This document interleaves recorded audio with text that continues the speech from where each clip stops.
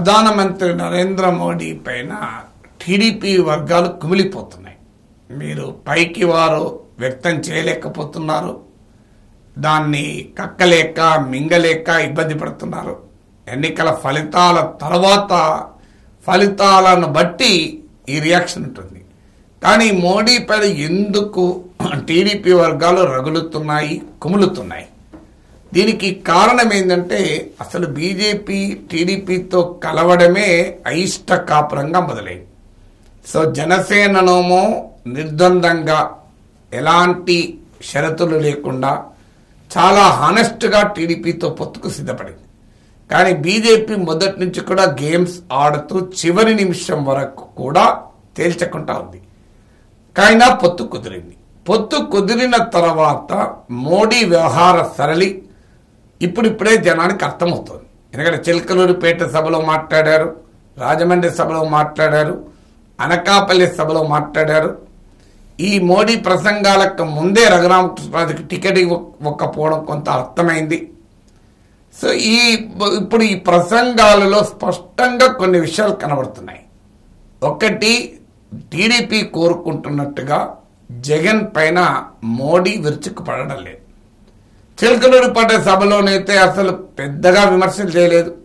రాజమండ్రి అనకాపల్లి సభలలో, ముఖ్యంగా రాజమండ్రి సభలో కొన్ని విమర్శలు చేసినా వైఎస్ఆర్ కాంగ్రెస్ ప్రభుత్వం అన్నాడు తప్ప ఎక్కడా జగన్ పేరు పెట్టి అవినీతి పడడానికి కానీ, చంద్రబాబు నాయుడు వాడుతున్నట్టు సైకో అని కానీ, ఆంధ్రప్రదేశ్ను పూర్తిగా విధ్వంసం చేశాడని కానీ ఇలాంటి ఏ భాష జగన్ పైన వాడలేదు.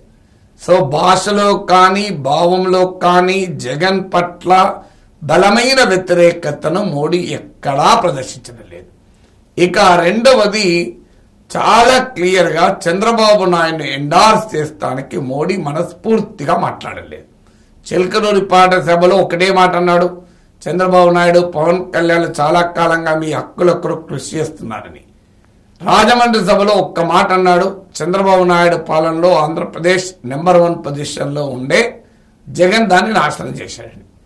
కానీ ఆ తర్వాత ఎక్కడ మీరు చంద్రబాబు నాయుడు ముఖ్యమంత్రిగా ఎన్నుకోండి, తెలంగాణ ఆంధ్రప్రదేశ్లో తెలుగుదేశం నాయకత్వంలో ఎన్డీఏ ప్రభుత్వం ఏర్పడుతుంది, చంద్రబాబు నాయుడు ముఖ్యమంత్రి వల్లనే ఆంధ్రప్రదేశ్ గాడిన పడుతుంది, జగన్ విధ్వంస పాలన నుంచి రాష్ట్రాన్ని బయటేయగలిగేవాడు చంద్రబాబు నాయుడు ఒక్కరే, ఇలాంటి ఏ పొగడ్తలు లేవు. కేవలం మాట మాత్రం ఒక్క సెంటెన్స్ అని మొత్తం తన గురించి తన పాలన గురించి చెప్పుకుంటున్నాడు. ఇది రెండవ డైమెన్షన్. మూడవ డైమెన్షన్ ఏంటంటే తెలుగుదేశం పేరు ఎత్తడానికి కానీ ఎన్డీఏలో మా పేరు ఎత్తడానికి ఎక్కడా మోడీ ఇష్టపడతలేడు. మీరు చిలకలూరిపేట, రాజమండ్రి, అలాగే అనకాపల్లి ఈ 3 సభల్లో మోడీ ఉపన్యాసాన్ని మరోసారి వినండి. నా గుర్తున్నంత వరకు తెలుగుదేశం అన్న పదం ఉన్నట్లేదు. తెలుగుదేశం అనే పదాన్ని ఉచ్చరించడం లేదు. కానీ బీజేపీ ఎన్డీఏ అంటున్నాడు, బీజేపీ అంటున్నాడు, ఎక్కువ సందర్భాల్లో ఎన్డీఏ అంటున్నాడు. కొన్ని ఈవెన్ రాజమండ్రి సభలో అయితే అనకాపల్లి సభలో అయితే బీజేపీ ఎన్డీఏ అంటున్నాడు. అందువల్ల ఎక్కడ తెలుగుదేశాన్ని గుర్తించడానికి కానీ ఆ మాట అనటానికి కానీ రెడీగా లేదు.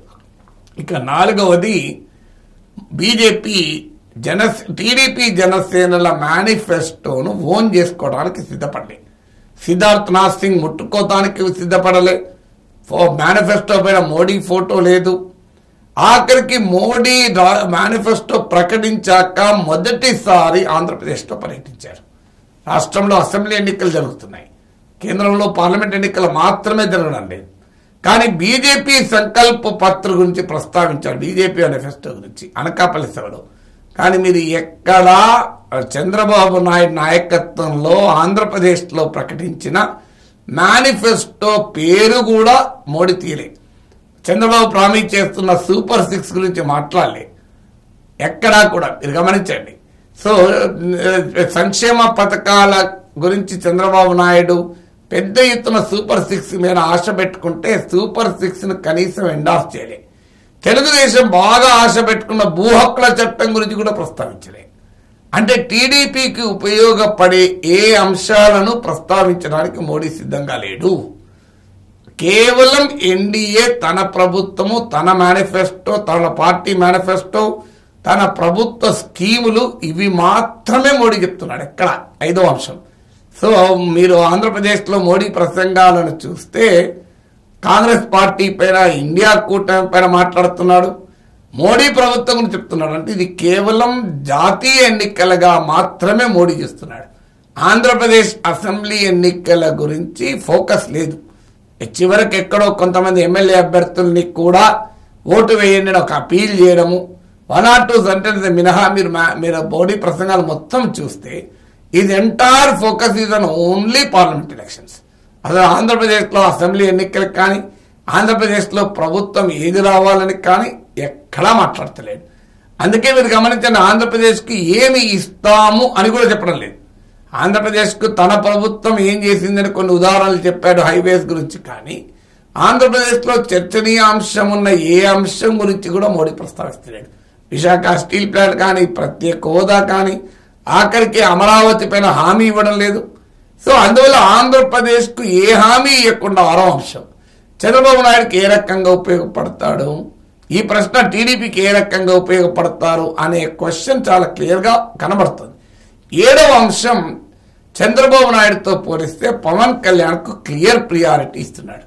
అంటే విజిబుల్గా మీరు మోడీ బాడీ లాంగ్వేజ్ చూడండి, మోడీ మాటలు చూడండి, ఎవరినైనా అడగండి, కాస్తంత అనుభవం ఉన్నవారు చాలా క్లియర్గా తన ప్రియారిటీ, తన ప్రిఫరెన్స్ పవన్ కళ్యాణ్ అని మోడీ చెప్పకనే చెప్తున్నాడు. మీరు ఉపన్యాసాల్లో కూడా చూడండి, చంద్రబాబు నాయుడు జీ హమారా పవన్ కళ్యాణ్ జీ అంటున్నాడు. పవన్ కళ్యాణ్ వచ్చినప్పుడు హమారా అని వాడుతున్నాడు. మీరు ఎక్కడ గమనించండి. సో పవన్ పట్ల ఆ బాడీ లాంగ్వేజ్ కూడా తనకున్న ఇంటిమసీని ప్రదర్శిస్తున్నాడు. పవన్ కళ్యాణ్ పట్ల తన ప్రియారిటీని కూడా చాలా క్లియర్గా ప్రదర్శిస్తున్నాడు. ఇది ఎక్కడో చోట తెలుగుదేశం వర్గాల్లో అనుమానానికి, ఆందోళన కలుగుతుంది. రేపు స్పష్టమైన మెజారిటీ రానప్పుడు బీజేపీ ఆడబోయే ఆటకు ఇది ఒక నిదర్శనంగా కూడా కనబడుతుంది. అందువల్ల మోడీ పట్ల బీజేపీ మోడీ ప్రసంగాలు 3 చూశాక ఆంధ్రప్రదేశ్ ప్రజలకు అనుమానం కలుగుడు కాదు, తెలుగుదేశం వర్గాల్లోనే ఒక అనుమానము, సందేహము కలుగుతున్నాయి. లోపల రగిలిపోతున్నారు, కుమిలిపోతున్నారు. కానీ కక్కలేక మింగలేక, ఎన్నికల వేళ ఏమీ అనలేక ఆ అసంతృప్తిని అణచుకొని ఉంటున్నారు.